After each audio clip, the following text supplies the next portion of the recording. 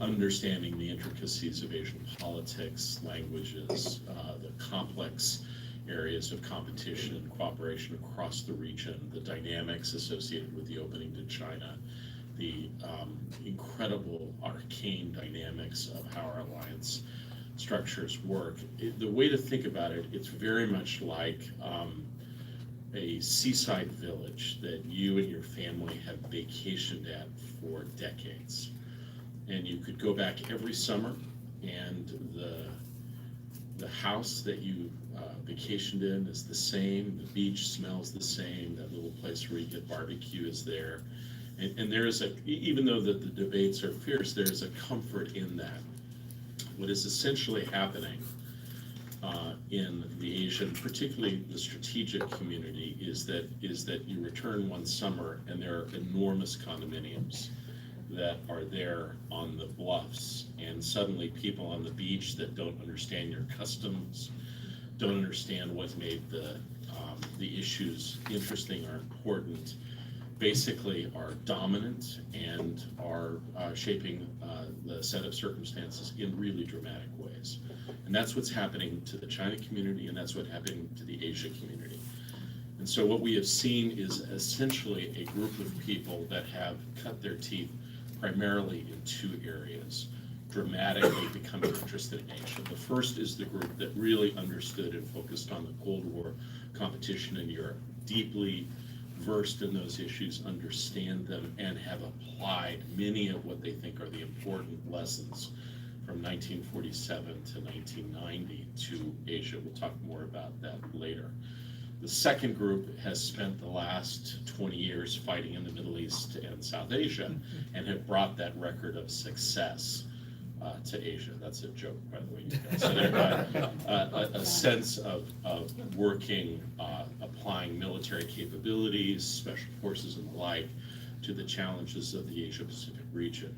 So if you asked yourself, what is the worst possible preparation for thinking about the complexities and nuances of an Asia, it would probably be a 50-year Cold War followed by 20 years of hot fighting in the Middle East. So these are not the right preparations, but this is the team that we got.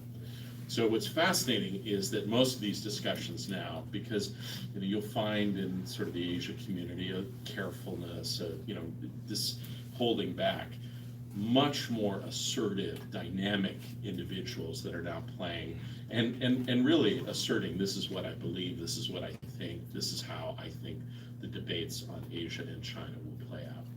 And so that the way that Asia policy has been made is now in the process of being fundamentally rewritten, and new actors and new players with less experience, less knowledge, and also deep prior views are going to play a dominant, probably decisive role.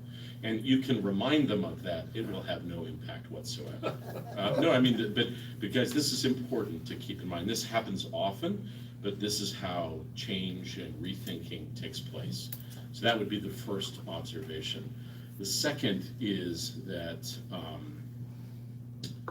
the dominant paradigm that we're now seeing being discussed and debated about Asia and China in particular is the Cold War. And I have found, and this is something that unites Democrats and Republicans, is this idea that you can easily delineate who's going to be, quote, quote, with us and who is going to be against us. Now, you don't have to spend very much time in Asia to understand that if you ask any Asian country, which side are you going to be on when the balloon goes up, they will say both, right? So, and you will note that if you look at most countries generally, what they are doing right now is dramatically, subtly, carefully improving their relationship with China. So even though we talk about, tensions in the recent war generally, if you look at the summits that have taken place between Japan and China, between India and China, between even Australia and China, substantial improvement in relations. And so countries in the region are demonstrating a diversified strategy to deal with new security and economic relationship. It's borne out most directly by a country like Japan that is doing several things simultaneously.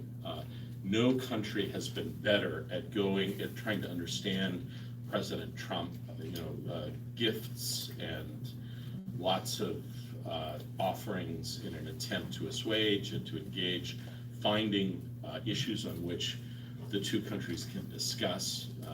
For Prime Minister Abe, it's primarily North Korea and China. That was particularly effective initially. More over time, that's become more difficult as the president really wants to focus more on trade and economic issues. At the same time, all Asian countries profoundly understand the dramatic unreliability of the United States. And one of the things that I think is not as well understood is that if you look at what a bipartisan set of policymakers, strategists, presidents have done over 60 years, it is essentially to assemble an operating system for Asia, which is an intricate web of defense relationships, freedom of navigation, sanctity of contract. It's woven together in a way that has served all of our interests. Ironically, probably China more than any other country in the Asia-Pacific region. But most of us, I won't speak for everyone in the room, would say that that has been a sail that has basically propelled the United States forward. I think President Trump would argue very strongly that that is not the case, that these relationships, these engagements have been unfair, and they have been an anchor that have dragged the United States down. And so the fundamental the philosophical disagreement is there, and I think it's going to be hard to, even with advisors and others, to square the circle more generally.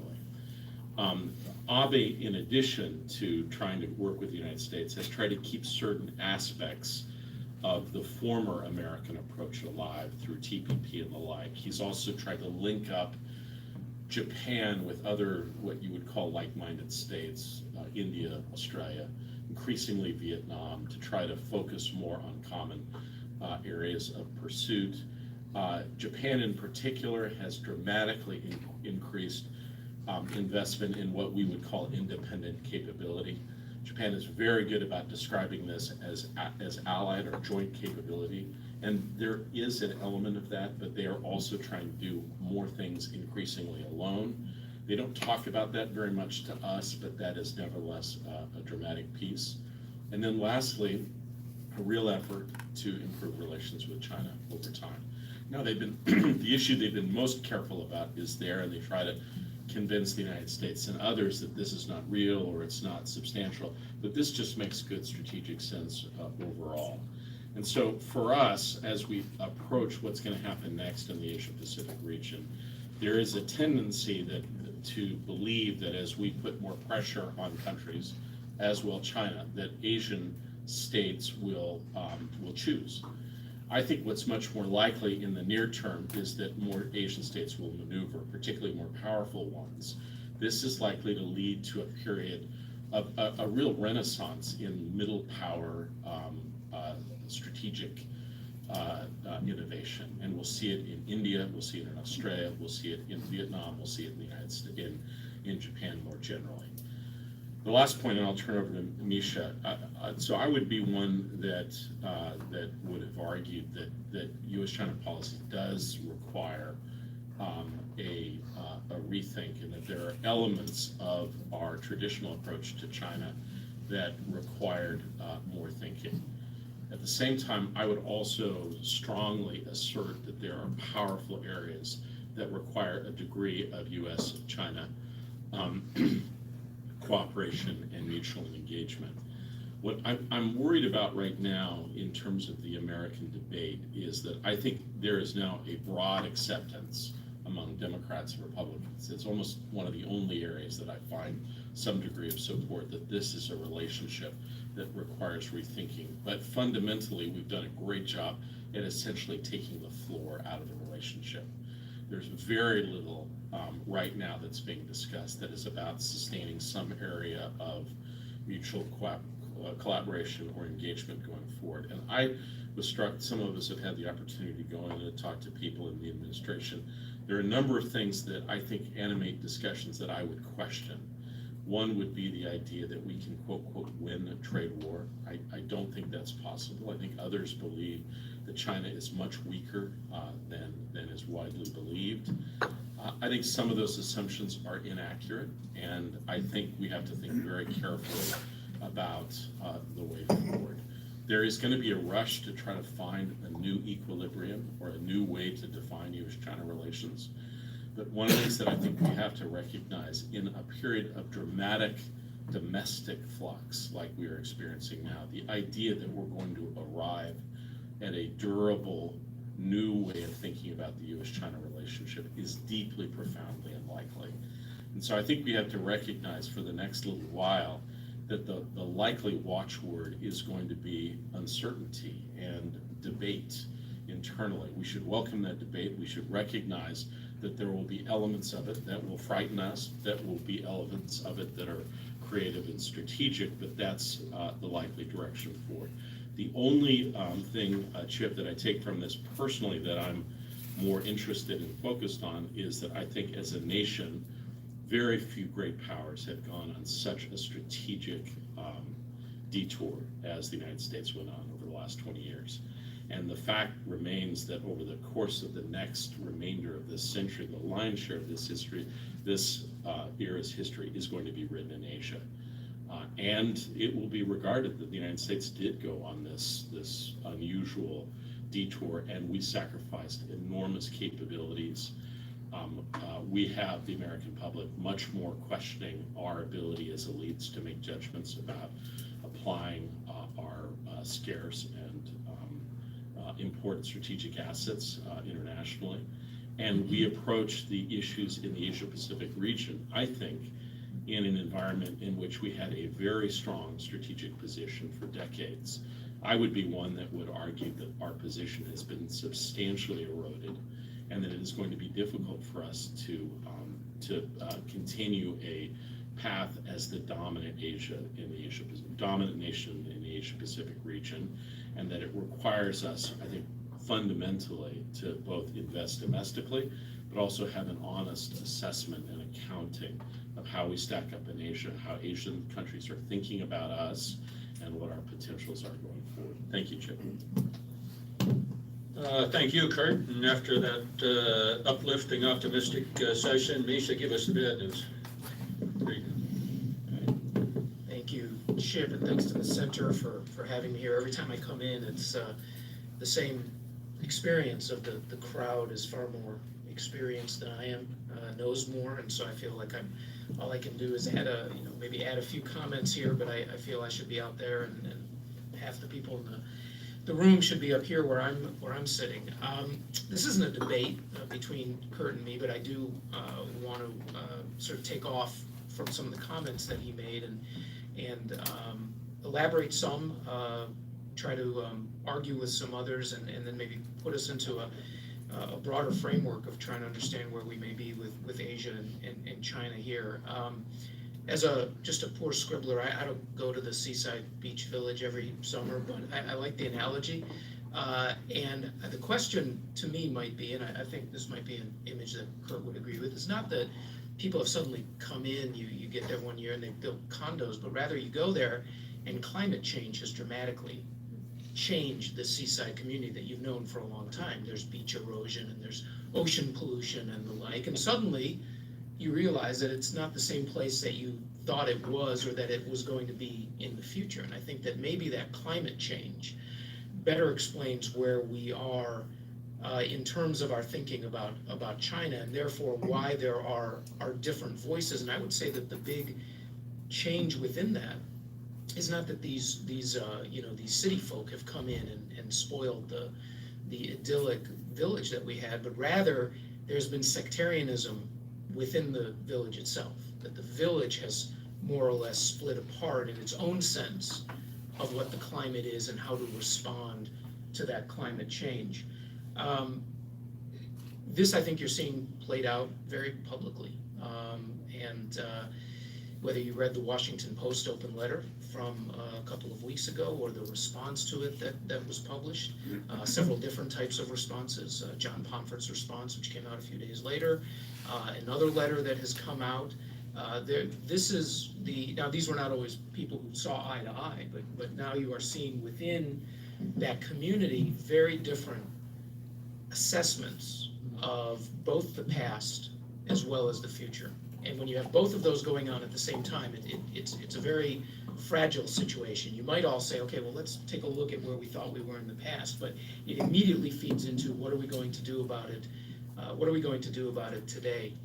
I think with Kurt, I am also, as a historian in particular, very wary of easily slapping the Cold War label on this relationship.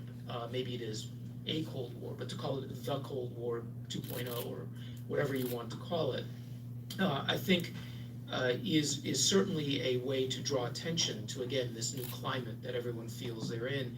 But it has, as Kurt was pointing out, very specific historical connotations and mindsets that go with that sort of put you down certain pathways of thinking about blocks that may be forming and thinking about a zero-sum competition for countries in the region, which, again, as Kurt stated, is not how the countries in the region see it.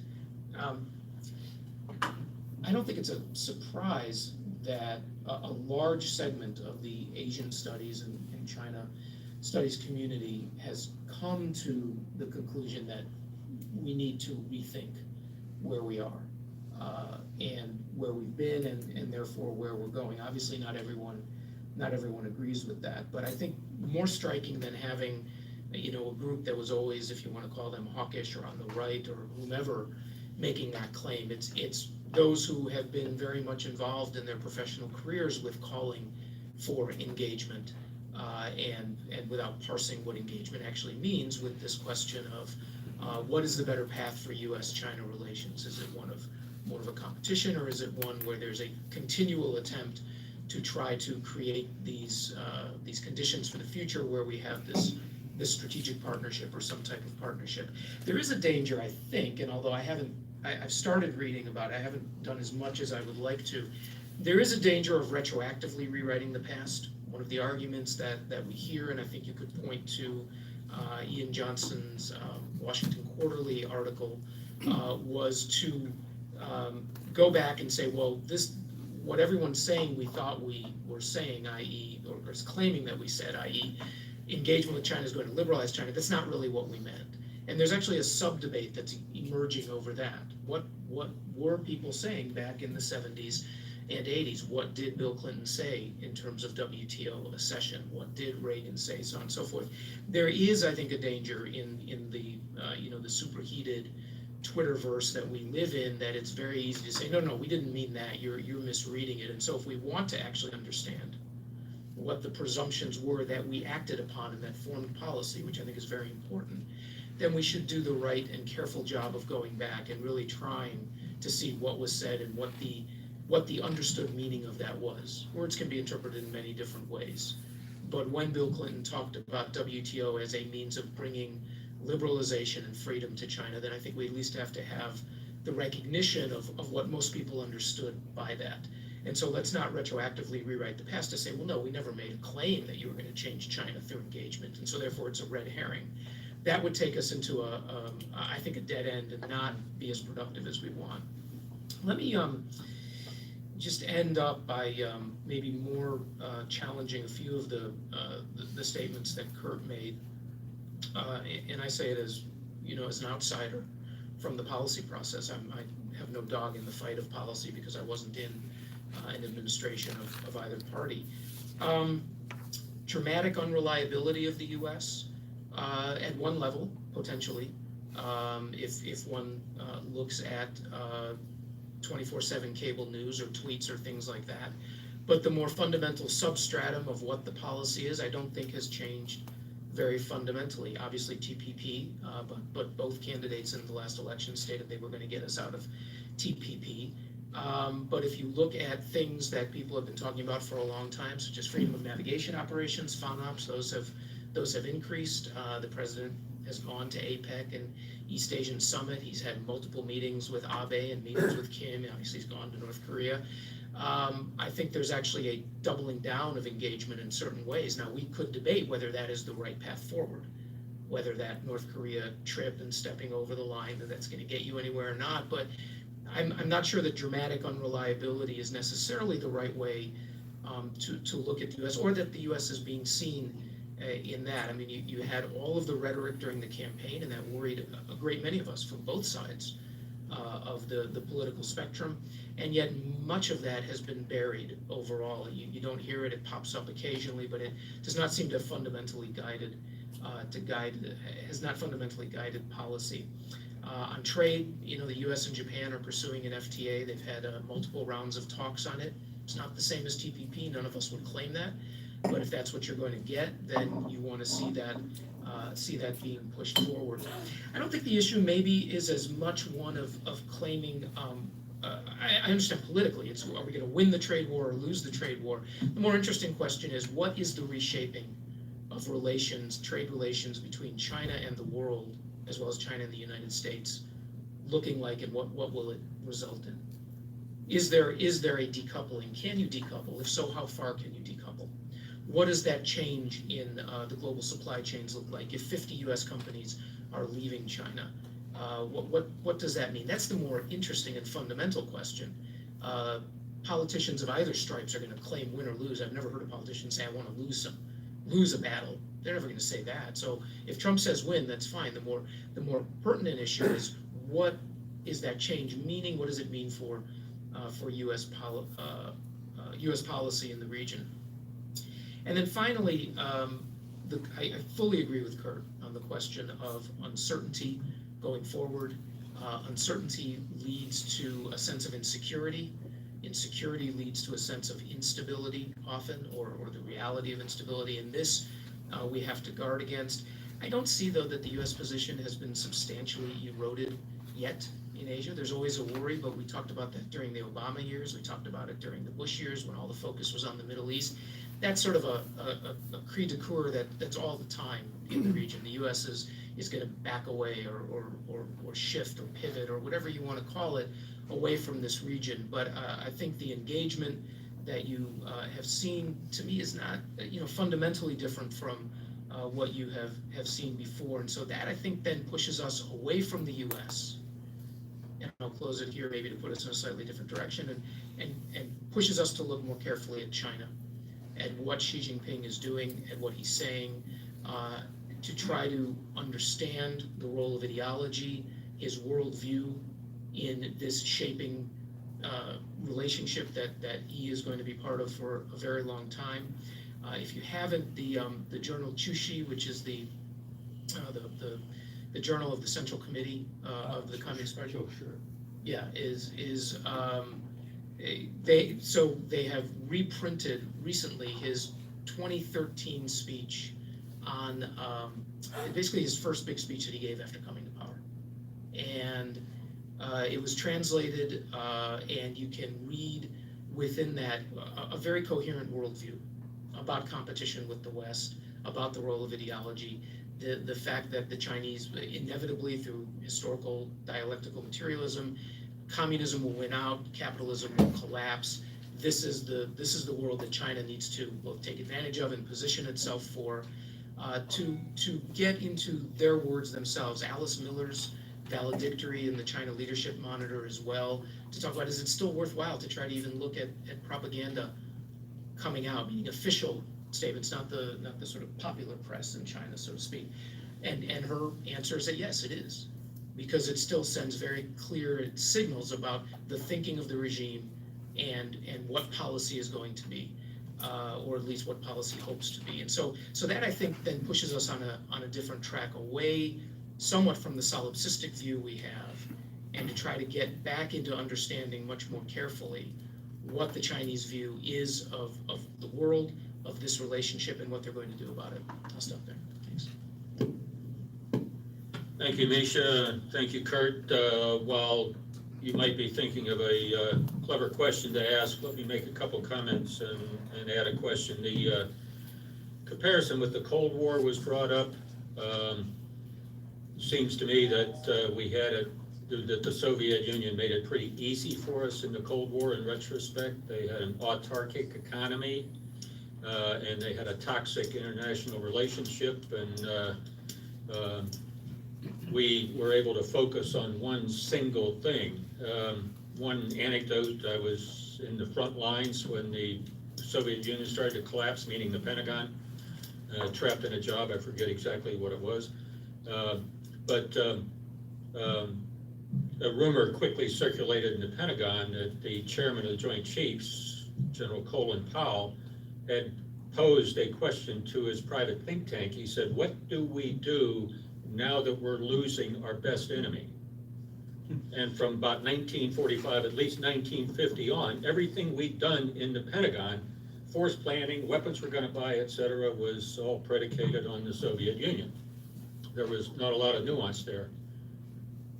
We're economically tied to China. Our allies are economically tied to China. All these things that you know. So it calls, at least at one level, this seems to call for a level of sophistication in our policies and strategies that we're not normally known for. And I think we're still groping, and we're only normal when we're dashing from one extreme to the other on how we're approaching China in retrospect. The other thing that was only slightly alluded to in our speakers was the persistent American belief that we can, quote, change China. And this being the Center for the National Interest and mindful of our heritage, let me bring up a quote from history here. The world cannot be safe until China changes. Thus, our aim, to the extent we can influence events, should be to induce change. Nixon, 1967. Foreign affairs. We read it nightly. Yeah, this is a crowd where you don't want to bring something up and incite it. But it would seem that there's a straight line from this to the thought that was slightly mentioned in the 90s after the collapse of the Soviet Union, that the more China was successful, the more liberal they would become, et cetera, which we now deny we ever meant. But we seem to act like it was. So with that, let me open it to questions, and just give me a signal. I'll try and write down so we keep it straight. Yes, sir. And wait for a microphone. And please let us know who you are so we can give credit to your institution. Hey, John Hudson with the Washington Post. Kurt, I was just wondering what your view is on Trump's tariff strategy. It seems like there's sort of has always been a bipartisan consensus that it's a dirty move, but everybody thinks that China plays dirty when it comes to being a hospitable business environment. So does it make sense to play dirty back? Take a few more. How do you want to do this? We'll take a couple and then we can throw it open. Russ Deming?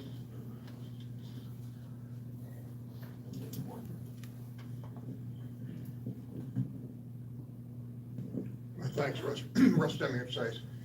Misha, I want to push back a little bit on the issue of the U.S. being seen as unreliable. I think one of the big changes is the public and private devaluing of alliances, which I know in the case of Japan is really beginning to cause a strategic rethink of grand strategy. That hasn't been done before by American leaders. And when the president goes out and says the alliances are one-sided, benefiting only Japan and the ROK, and not the U.S., and calling for either their elimination or their restructuring, that is doing great damage. Wayne Mary? Wayne Murray, the American Foreign Policy Council. I'd sort of like to follow up on that question concerning Kurt Campbell's reference to the diplomacy and the policies of big middle-rank countries. I mean, India, Japan, Indonesia, even Russia, in this relationship, in terms of the context of the unreliability of the United States. In part, that unreliability, I think, is a product of the experience of the Cold War, in which many Americans, currently the president, but with very great popular support, believed that we were essentially taken advantage of, exploited. We did all the heavy lifting, we carried the load, we paid the bills, and you could never get the Europeans to even spend more than whatever percentage it was. And a perception of that is projected across the Pacific as well. And I'd like to ask, to what extent do countries that are not insubstantial, often in their military spending, like India, or Indonesia, or South Korea, convince the United States that they are in fact contributing to our security, our interests, when we now define those things in such transactional terms, and that kind of Cold War reliability, that anchor concept which the United States had for half a century in the transatlantic relationship and in much of the Trans-Pacific, I think is no longer there. Because if there's one issue which the current president, I think, gets very, very broad public support outside of Washington, it's the sense that we shouldn't be carrying all the load, and we've been taken advantage of, and we should not allow that in this new competition with China. How do these countries manage that? Let me call it close to round one here, and then we'll do round two after we get some thoughts. Thanks. The challenge of explaining the role and significance of the alliances is, I think, one of the most difficult and challenging political sort of dramas that are playing out for the political elite currently. So I completely agree with you. And the only thing I would say is there's a difference between India, Japan, and South Korea. We have formal security alliance with 2 of the 3, but not with India. The Japanese are, by most measures, the most generous supporters in terms of host nation support of any country in the world, much more significant even than NATO more generally. And they have tried to make that point again and again, more strategically. I think it is a hard question in Asia about whether countries have invested enough in their security. So I actually commend the Trump administration and others asking Asian countries to invest more. The truth is that process has already begun dramatically in the last couple of years. We are seeing every country in Asia invest much more in power projection, defending their maritime domain, understanding more about what's going on in their areas more generally. I would, however, say that I think in many respects this is one of the challenges of the Cold War framework, which is in the Cold War we made most of the measurements through military investments, throwaways, MIRVs, things like that. And I think we are at risk of making the same mistake in Asia. I'm not as worried about specifically about our military investments and capabilities. I do think it requires a rethink. I think our strategy is much more focused on forward deployed aircraft carriers and others that are much more vulnerable in this era than they were 20 years ago. That's a completely different subject. What I'm more concerned about is that, Misha was nice enough to say, Russ and I, others here have worked in government. We do not have a collective government strategy that involves all aspects of our diplomacy, our aid in dealing with the importance of the Asia Pacific region.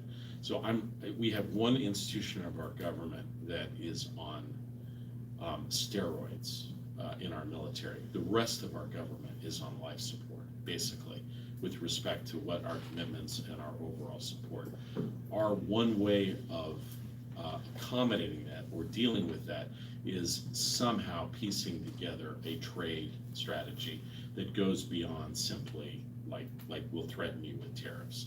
And here it's hard not to be discouraged when both dominant political parties have profound questions about TPP or any kind of large scale trade agenda that would unite the region. For us, we're arguing that our ticket to the big game is our military. And it's undeniable that Asians believe that that is important, but they view us militarily in some respects as unpredictable. And what they want is a stabilizing presence in which a optimistic, engaged America is involved in the economic and commercial affairs of Asia more generally. So the one area I disagree with Misha that, look, I'm not saying that this period of unreliability began suddenly 3 years ago. Those questions started beginning at the end of the Cold War, but they have picked up. And now what we have is a situation is a president who, for instance, just go through the list, has raised fundamental questions about the operation of our alliances, which are already incredibly delicate. It is incredibly hard for one democracy to station the forces of its military on the land of another democracy. Trust me, this is something I've worked a lot on. And by basically suggesting that the host nation support is inadequate and miserly, that is going to have long-term consequences. I think secondly, and this gets to the question, I think having a comprehensive trade strategy for the region is important. Fundamentally, I'm not as worried about specifically about the primary tool being what are essentially a form of sanctions, these tariffs. What I'm more worried about is that the essential mechanism of making adjustments or determinations in Asia are about a narrow bilateral trade measurement that any economist will tell you doesn't, that's just not how economics works. But if you're working in the administration, you cannot say that to the president because he fundamentally believes it. So I don't think we have very much of a trade agenda more generally. I do believe that we've raised questions about American investment in Asia. I think we have been much more associated with almost a kind of managed trade and investment, which is not a Republican concept by any means, and I think has confused and confounded some Asian interlocutors. I think we have praised at times President Xi and certain very dangerous political trends in Asia that I think are antithetical to American strategic interests. So I think if you go down the list, yes, there are areas of continuity more generally, but I think deep down most Asian countries have deep uncertainty about where the United States is heading. It doesn't mean that they put all the blame or the concern on President Trump. What it does suggest, though, is they believe that there is a recalculation underway in the United States that perhaps will lead Americans to withdraw more strategically or to rethink the fundamental nature of certain kinds of commitments overall. I think the truth is, and I'll turn over to Misha, that the question about China, that China not playing by the rules is just a fundamental reality and truth that all of us have to deal with. And I have said this, and I've gotten criticism. I do believe that the president's and his administration's tough line has gotten more from China than previous administrations, Democrats and Republicans. And that lesson, unfortunately, is a lesson that politicians in the United States will learn. So whoever is going to engage China the next time around is likely to play the same kind of hardball more generally. Yeah, there's a great amount of rich comments there that most of which I agree with. I just at the very last point, and I sort of work backwards. So this year, obviously, everyone here knows the 40th anniversary of the normalization of U.S. China relations. I think back, I'm a historian, I'm going back to doing history, so a lot of this I'm just seeing from, trying to see from that longer perspective. I think we'll look back, and while Kurt is exactly right that there's no, one on-off switch when things changed, we will look back and around this period and say that first era of relations between the U.S. and the People's Republic of China ended about now, and a new era began. Now, what that new era means and how far it goes, that's a different story, but it's hard for us living through it to both see it, discern it, understand it, and probably most importantly, accept it. And that brings me to a separate point as a historian. I mean, some of these debates that we have, as important, and they are important, and interesting, and they are interesting as they are, I mean, as a historian, everything changes. It always changes. I mean, the idea that things were never going to change. I mean, first of all, our alliance structures, the alliance structures we've had, whether we're talking Europe or Asia, are historically anomalous. I mean, there's never been 75 plus years of essentially open-ended multi-generational alliances. Now, it's been a brilliant strategy. It has worked spectacularly, but I think we have to understand that it's also never happened before in history. So the idea that this is the normal order of things, we should have a little bit broader perspective. This is a really good point. Yeah, that look, these things are always due to shift and change, and it's amazing how long we've kept them going, and it's not to say we should lightly drop them or question them or undermine them, but understand that they are They are always in some level of flux.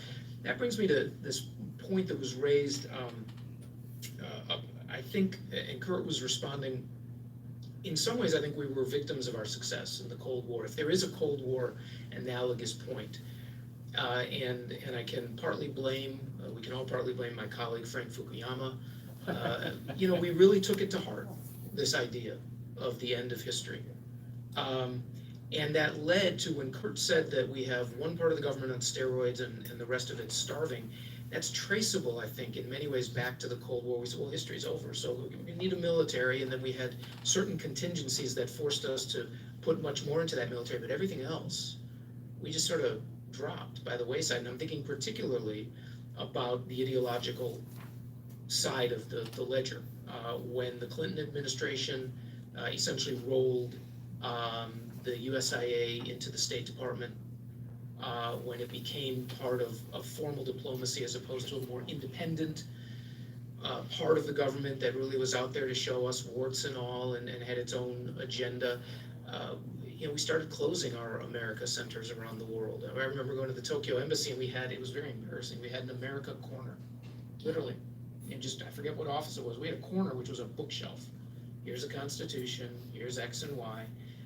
So when I wrote my second book, which was on the history of U.S.-Japan cultural relations, I went back and I looked, and it was unbelievable what we did in the 50s and 60s and 70s. I forget the exact number, but I remember looking at one year, and they had something like 350 events, like basically an event a day, that was movies and talks and visiting scholars. And we do some of that, but we have dropped it dramatically, and I think at the end of the Cold War, we said we don't need to do that anymore. The flip side of that, there was this question about transactions in alliances. The truth is, our alliances have always been transactional. Go back and look at the threats that the United States made to Great Britain at the end of World War II to withhold aid, sink the pound, if Britain did not sign up for Bretton Woods. And that was our ally within months, sweating months of the end of Nazi Germany.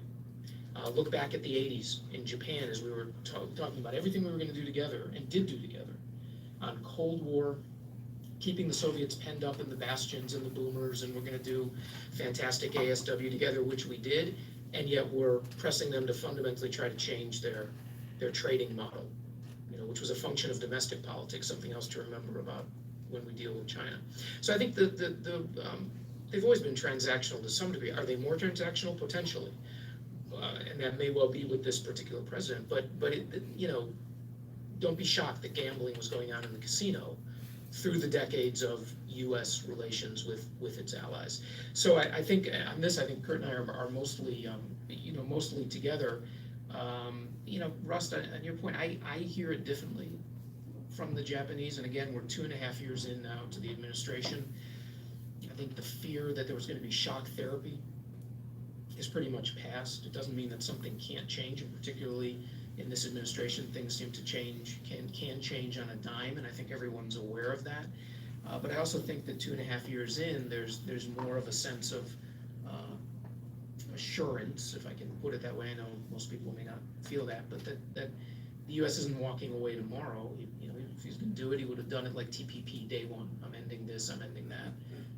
And instead, there's seems to me to be just as much of a commitment in terms of personnel and time and meetings and whether or not you think it's a good thing, this personalized relationship between the president and the prime minister. Probably going even farther than the heralded Ron-Yasu, said it like a Japanese, Ron-Yasu relationship in the 80s. That may be inherently more fragile, but certainly the Japanese put great store on it. So, Ambassador Roy. Here it comes. State Roy, Wilson Center. We have a long run for the microphone. Keep it at the table here.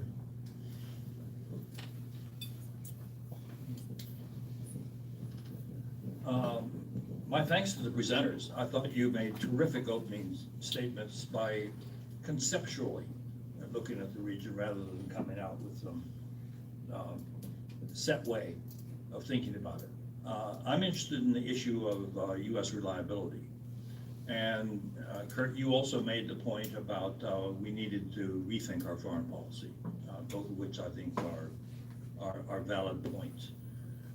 When I arrived in Indonesia in 1996, I couldn't find a single member of the Indonesian foreign policy elite who had done any serious thinking about what would come after Suharto. Suharto had been the authoritarian ruler of Indonesia for 30 years, and their minds had become frozen. After the Asian crisis hit in 1997, in December of that year, Suharto became deathly ill,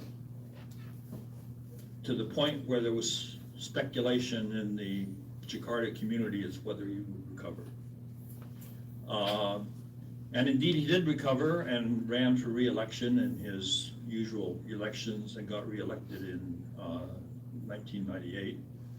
But he had become a lame duck because the illness had forced Indonesians to think about an Indonesia without Suharto, and they discovered he wasn't indispensable. So his election did not reestablish his legitimacy, and when the student riots occurred in April and May, he was forced to step down. The reason I mention this is because what has happened in Asia is the Asians, for the first time in the post-Cold War period, have had to think about an unreliable United States. Previously, whatever their views of us, they didn't think that we were likely not to live up to our alliance commitments, not prepared to stay heavily engaged in the region, and now their thinking is altered. If you want examples of this, read the speeches by Li Hsien-loong at the Shangri-La and by Prime Minister Morrison of Australia. What Morrison is, and these are two, you couldn't ask for better friends of the United States. And what Morrison basically said is, we're not going to disengage from China. We're not going to de-link. China is going to become still a major part of our foreign policy. We're going to stay engaged with it.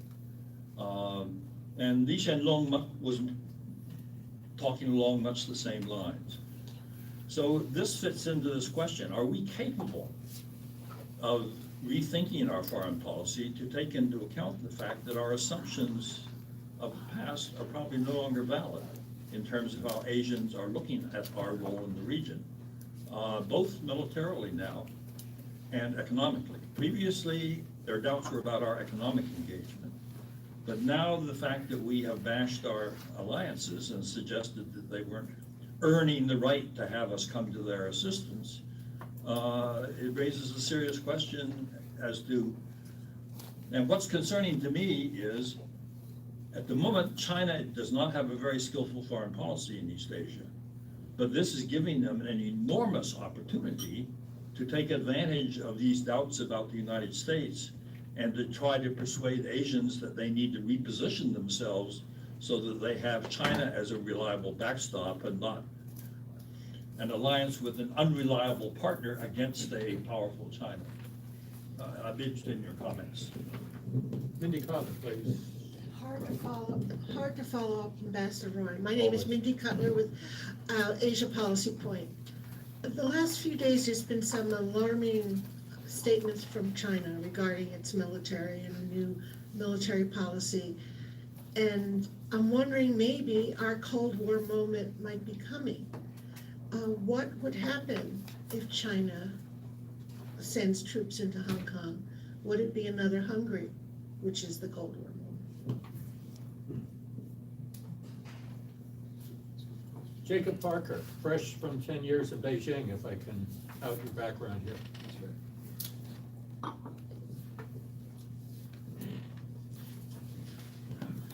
Yeah, Jake Parker with the U.S. China Business Council. I actually just wanted to touch on something that Dr. Campbell said at the end about tariffs being viewed as a policy that's forced China to move in a direction that it hasn't moved in the past through constructive dialogue and other ways of engagement.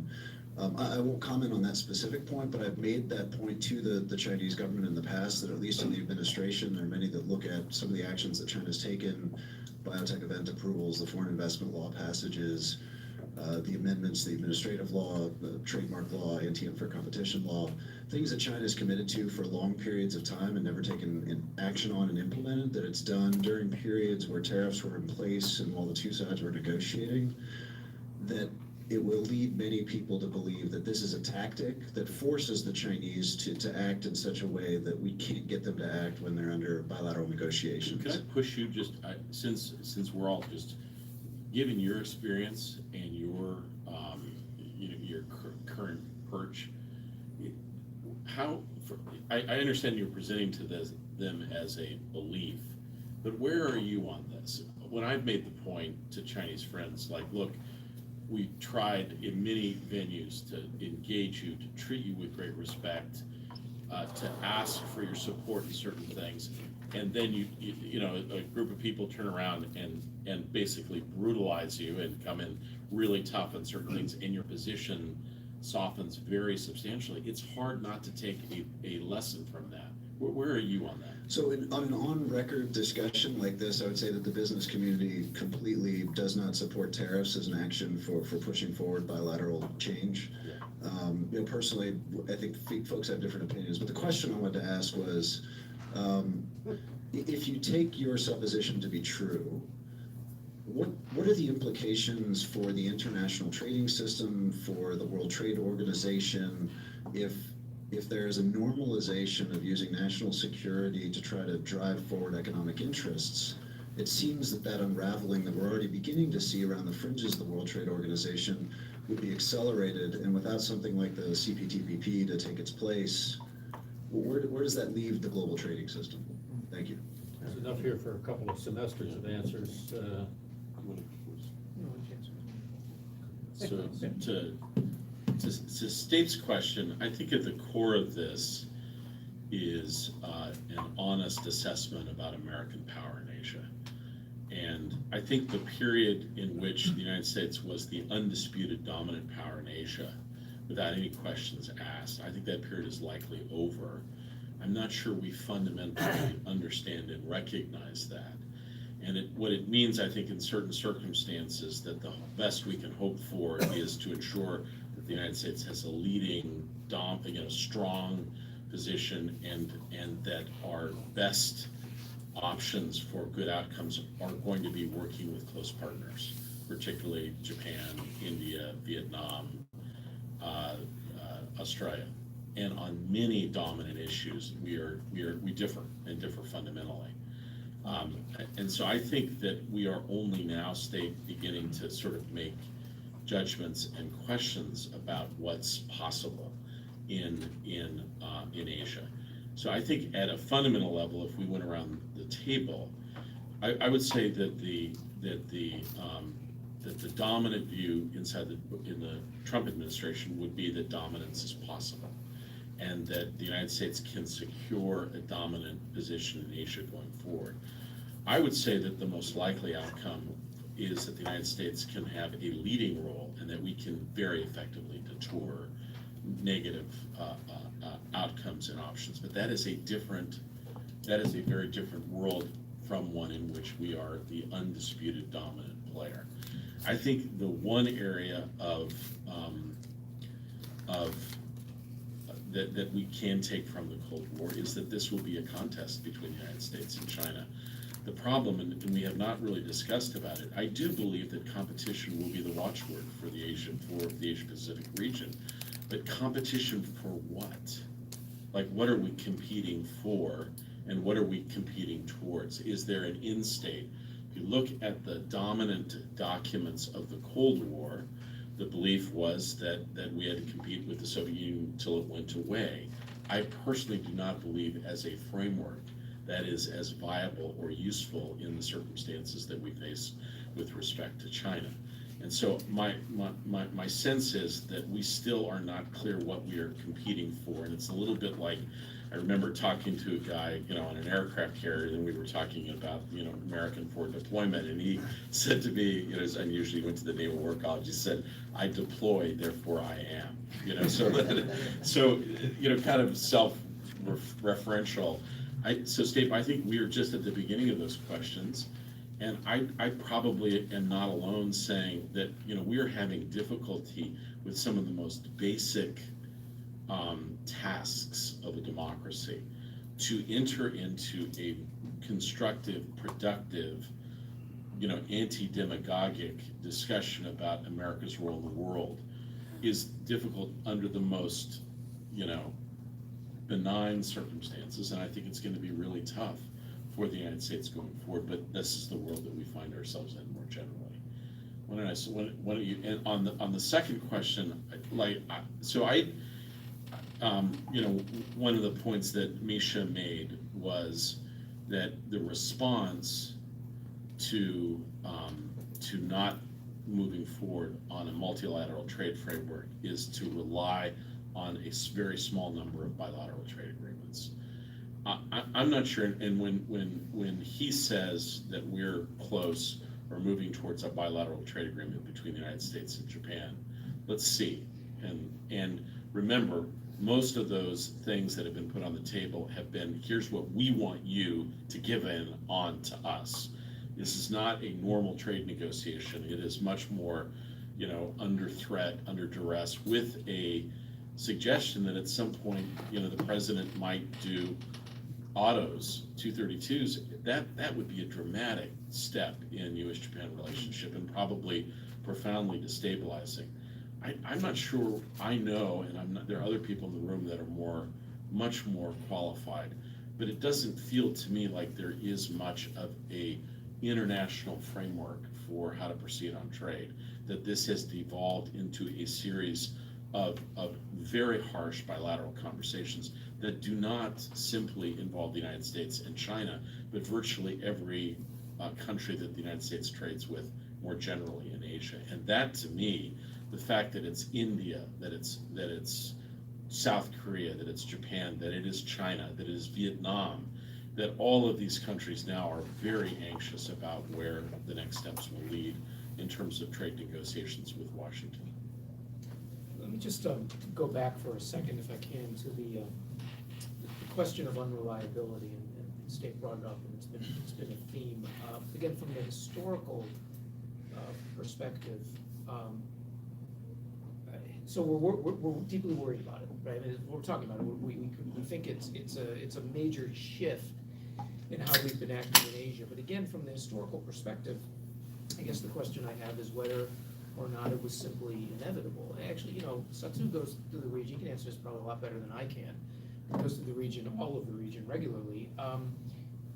That sense of unreliability on the part of our partners, our allies, our not partners and adversaries all across that spectrum, to some degree, may be less about the United States and more about China, right? Meaning, again, historically, it is a function of the growth in China.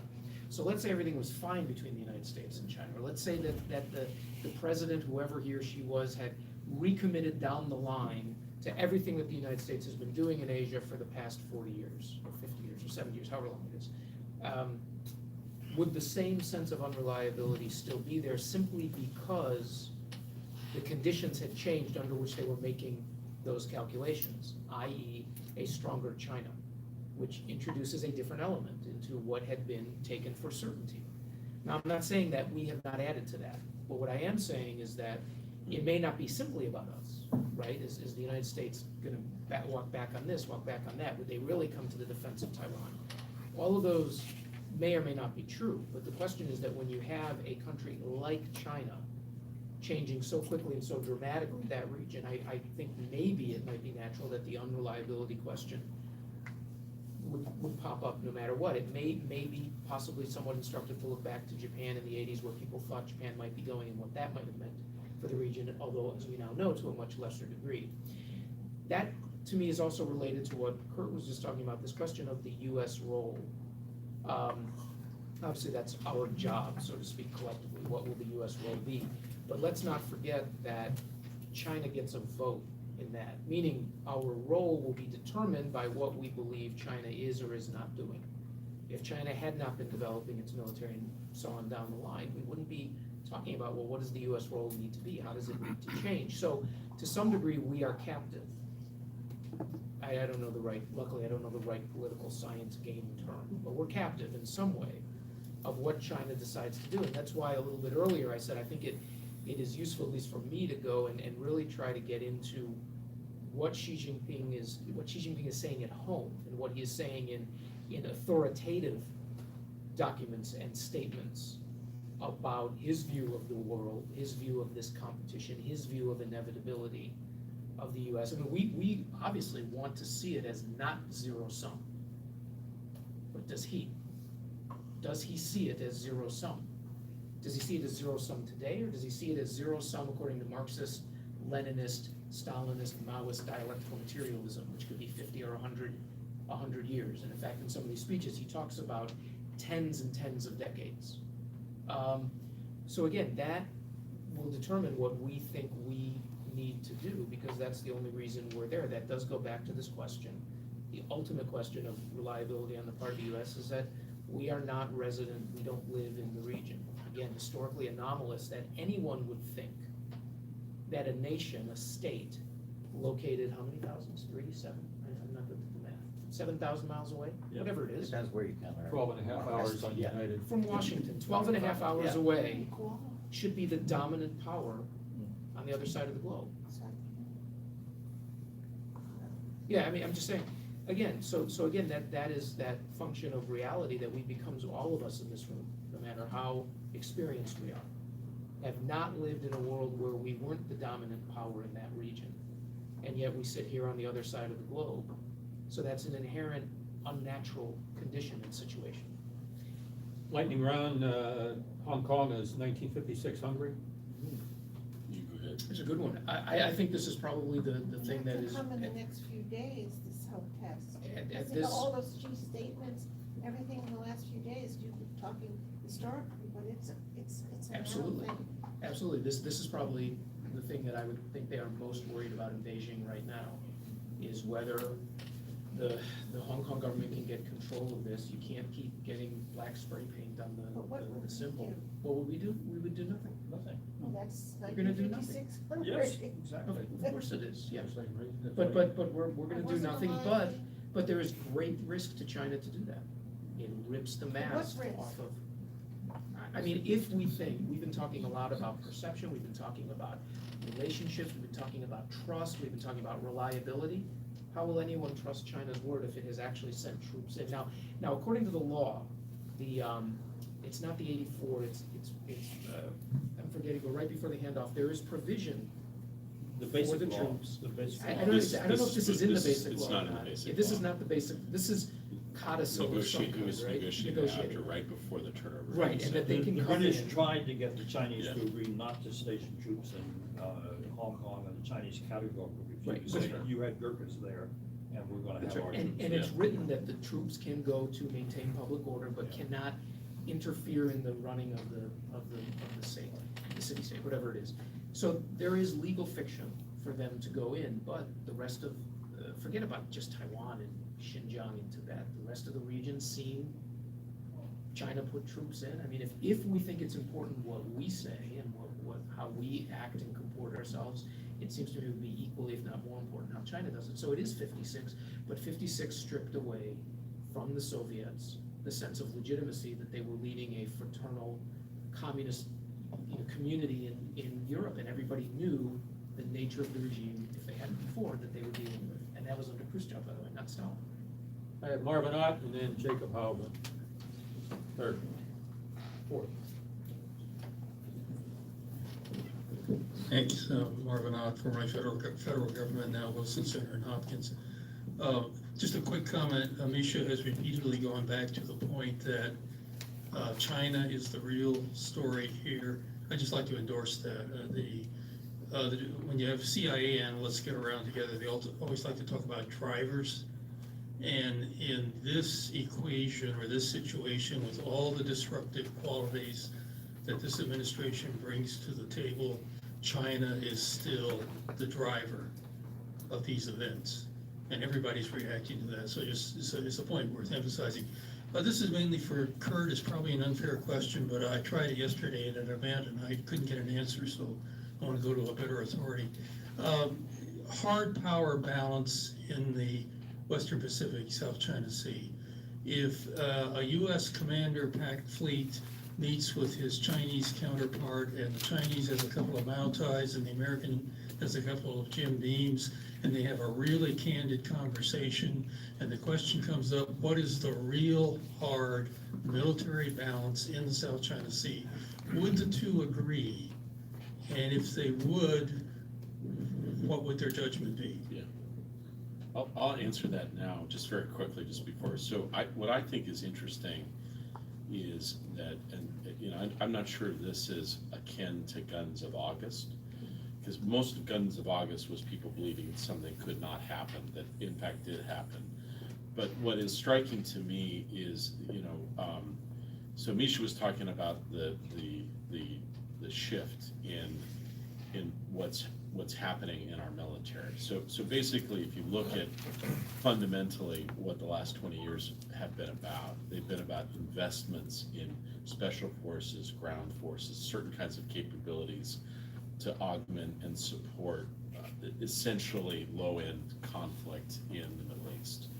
The next period is going to be about big sweeping rethinking of forward deployed forces, particularly the Navy and the Air Force, two institutions that did not get as much resource over the last 20 years. So that process, it has begun in a big way in the Pentagon. And so the big thing is identifying those young officers that have a propensity for strategic thinking and understanding.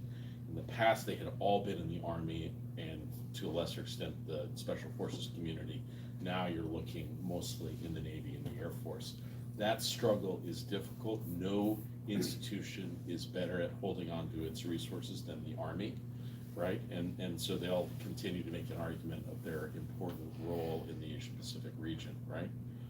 I would say, generally speaking, what's fascinating about talking to commanders on both sides is each of them have a deep confidence about their abilities in current situations.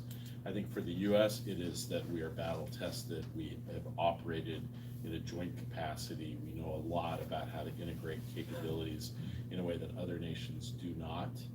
I think for the Chinese, they would view that we are vulnerable this far from our lines of, command and distance, and that we're based on platforms that are essentially vulnerable.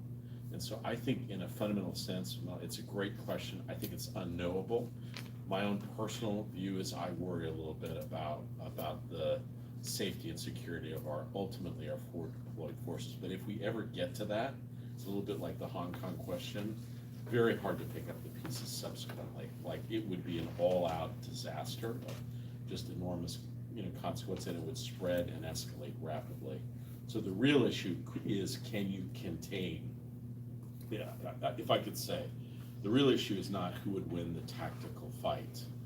And I don't know the question. I think the answer to that, I think a lot of it depends on the circumstances, whether it's accidental, how it happens, whatever. But can that be contained? In the past, those incidents like the EP3 in 2001 were containable. But now the worry is with the ability to strike the mainland and stuff, that it could escalate in ways that are uncontrolled and dangerous. And here, the interesting comparison is with the Cold War. For a variety of reasons, we had institutions, incidents, sea agreements, and other things that mitigated, that moderated, hotlines and stuff between the United States and the former Soviet Union. We do not have those between the United States and China. We have tried, but the Chinese have neglected to give them to us for a variety of reasons. Party control, they don't think the military should play that role.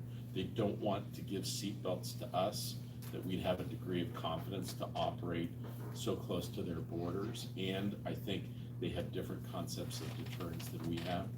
But the next period in U.S. China relations has to be to try to institutionalize confidence building hotlines and those things to diffuse inadvertence and accidents at lower levels.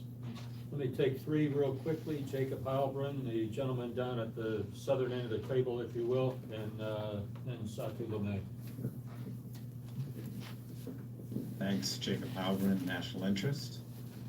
I wanted to return to something that I think both of you touched on obliquely at the outset, which is the very notion that we are in fact headed into a Cold War with China or are in one. And to me, it's a little bit perplexing because with the first Cold War, there were actual things that Stalin did to upend the World War II alliance, or at least as they were perceived by the Western Allies. I mean, when Churchill delivered the Iron Curtain speech, there were concrete things actually happening in Greece, Berlin blockade, 1948. So there was the perception in the West that the Soviet Union was on the march, was a dangerous power, even though we know that it was an industrial wreck. Today, I don't see that China has actually done all that much proportionate to its power. It's definitely flexing its muscles. But why has this congealed into the conventional wisdom? And one of the reasons I ask is because there was a book in the 1990s by Richard Bernstein and Ross Monroe. It was actually excerpted in the National Interest, saying that we were headed to a new Cold War. I think that appeared in like 1992 or 93. And each author shoved the blame on the other for the apocalyptic claims in the book. But so we've had this relentless search since 1989 for the new Cold War. Do you accept that we're headed into this, or do you think there's something intellectually shallow going on in Washington? That this seems to be the developing paradigm? The gentleman back here, please.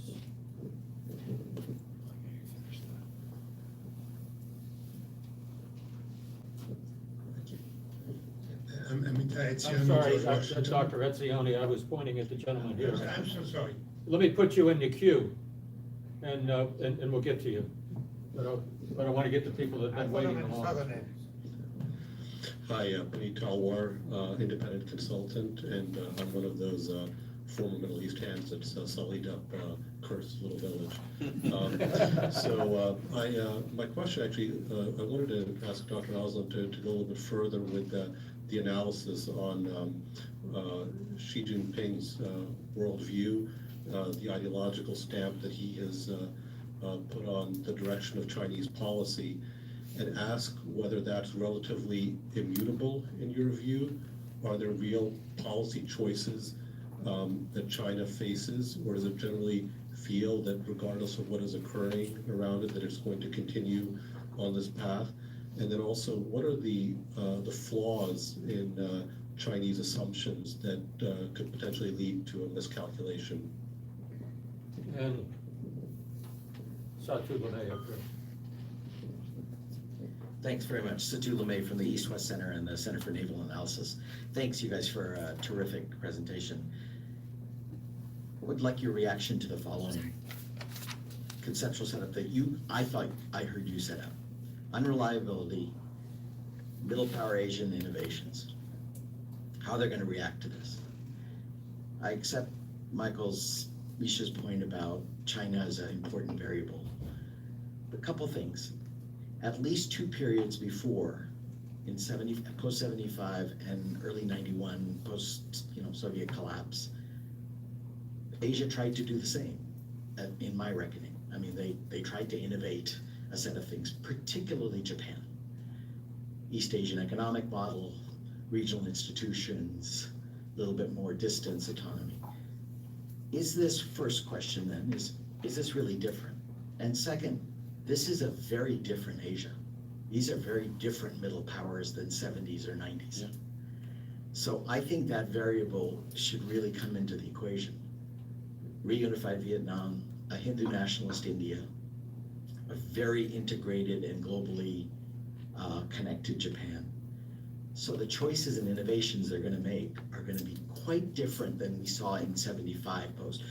Remember, Kurt, in 68, a book came out in Australia called, I'm talking about the Quad, the U.S., Japan, and Australia and India in Asia. It wasn't called the Quad, but they were innovating even then with our American kind of dip in engagement. So I just want to know if you think this is fundamentally different, Because that's the question about unreliability and innovation. How far will innovation go? Thank you. Over to you. Should we let our call, I know this is our last round. We got two more. Do we take them now? Okay. The lady in the rear next to the handsome gentleman, Dr. Etzioni in the yellow shirt, and then we'll do Dr. Etzioni. It's hard to go after that introduction. Hi, Kelly Torrance from the Washington Examiner. We talked a bit earlier about using national security for economic purposes. Is there a worry that some things that might be happening in that regard might, become dangerous and unchangeable? I'm thinking of President Trump, for example, tweeting that we needed to help ZTE stay in business.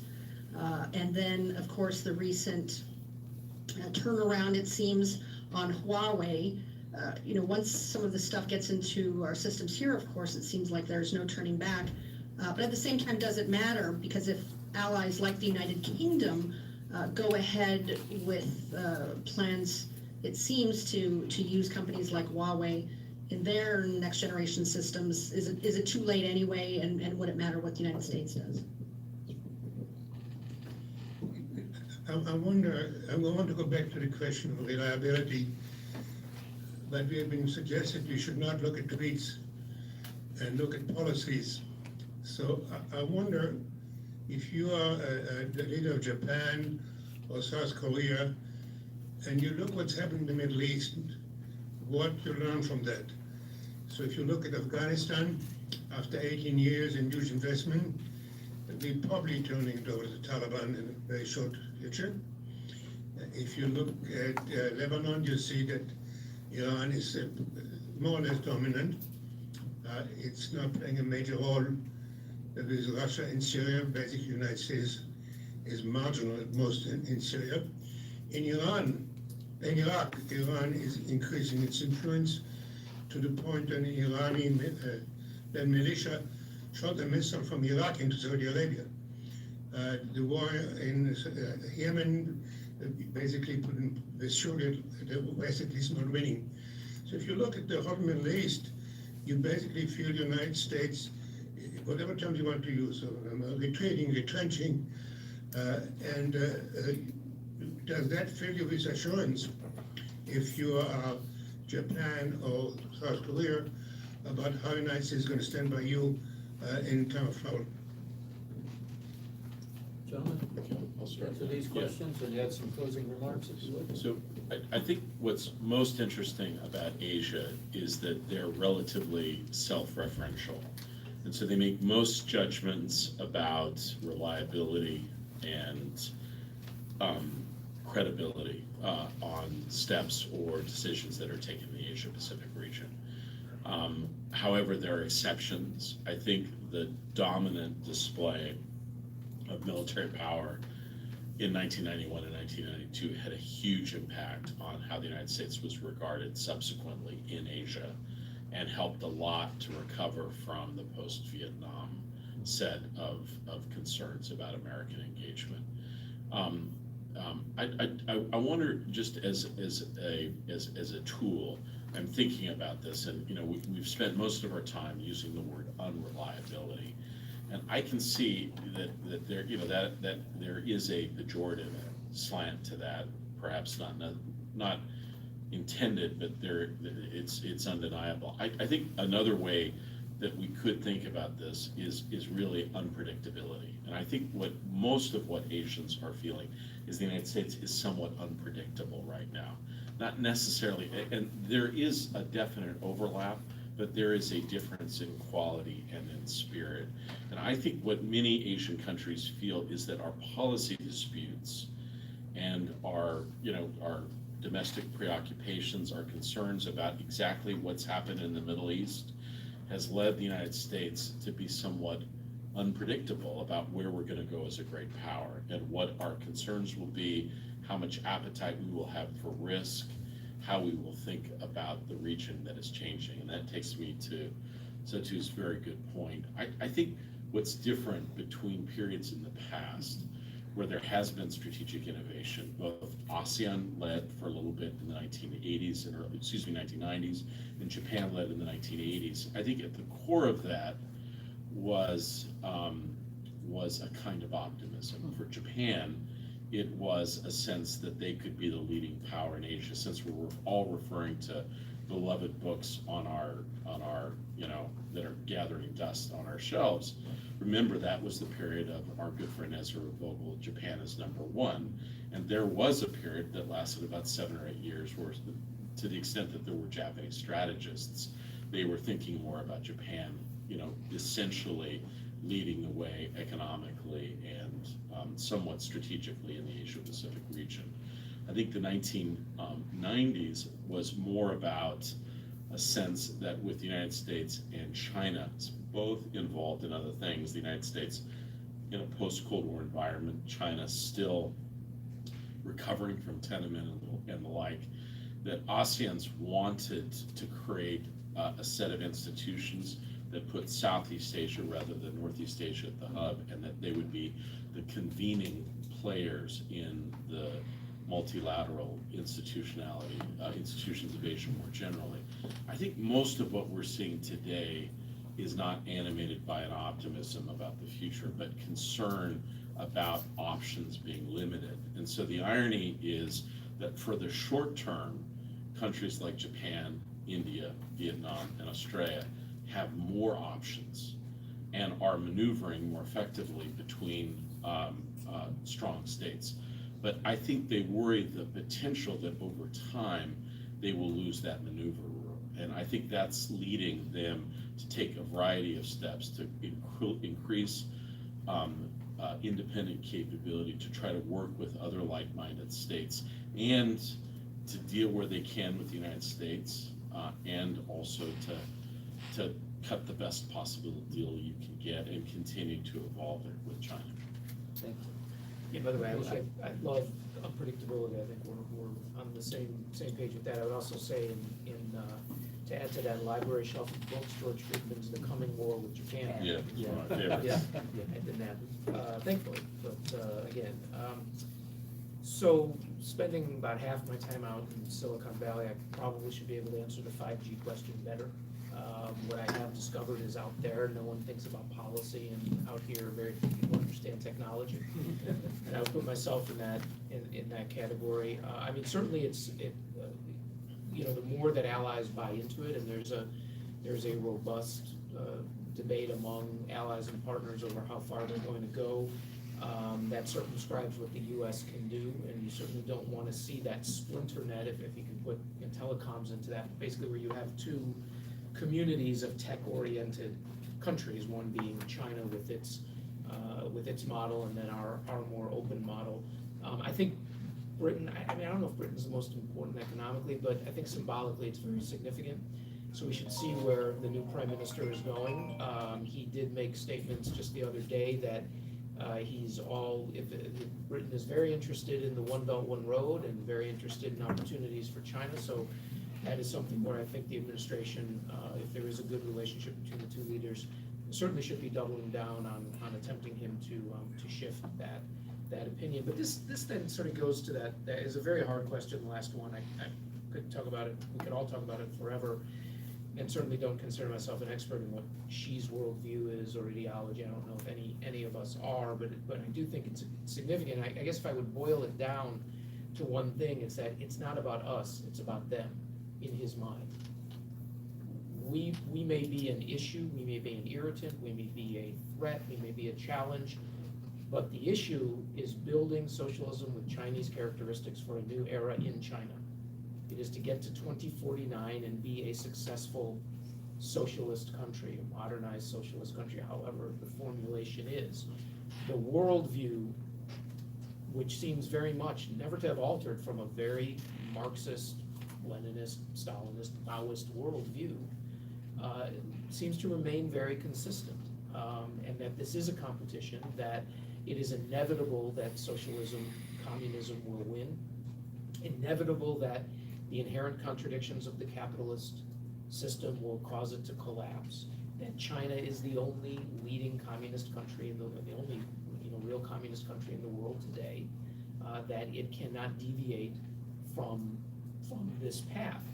If you know, whether you want to go all the way back to Hallison Salisbury, or you want to talk about John Garneau, the idea that all of this is layered on a very sensitive understanding of Chinese history and dynastic history, so that the fear is with the rise and the fall, meaning the collapse and fall of regimes and dynasties. This then feeds into Xi's preoccupation with purification, purging the party.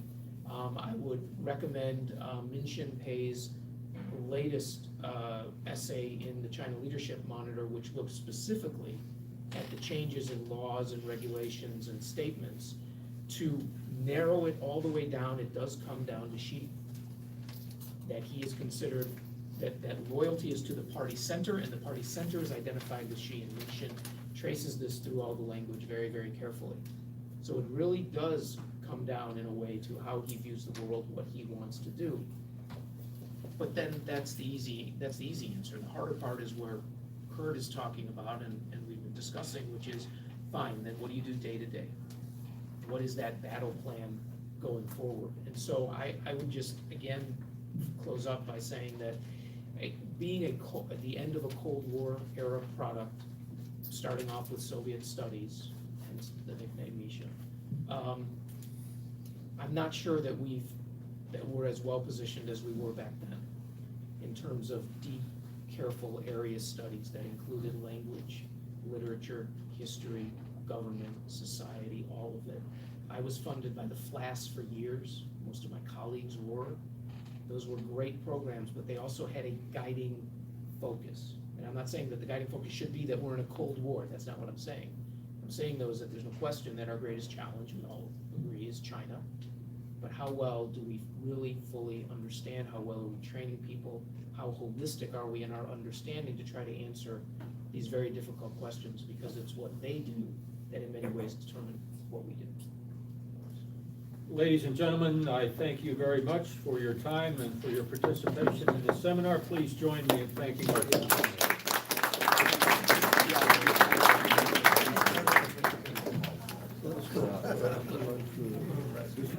Rescue. Yeah.